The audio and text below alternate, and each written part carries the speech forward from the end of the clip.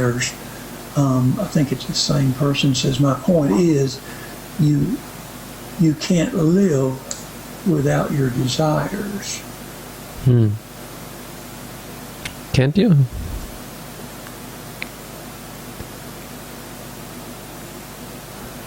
I think you can.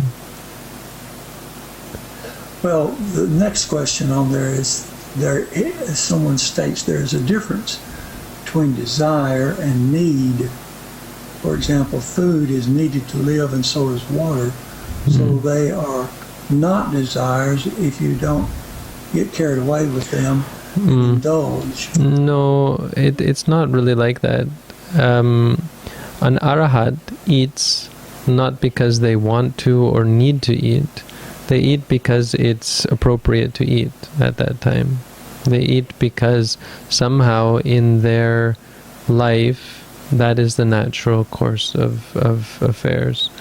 It's not even because of a need, because an arahant can just starve to death. It can happen that they just don't eat for whatever reason and pass away into nibbana. It can be that they just don't do anything.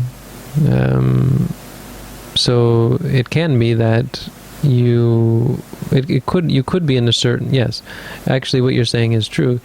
In certain instances, what this guy is saying, it can be possible that you're in a situation where, due to a lack of desire, you don't live. Even people who are not enlightened can come to that. But enlightened being especially could come to the situation where not having desires leads them to pass away.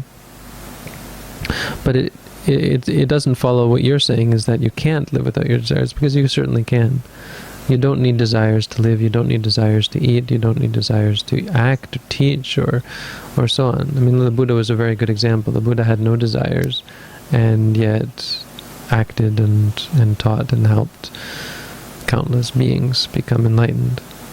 Simply because it's what he did, it's where he was going. He was set in that direction, and he was impelled in that direction from every corner. People coming to ask him to teach, people coming to ordain with him and live with him, and so on. People coming to criticize him, and so on. So he responded naturally to all of this, without desires, and without needs.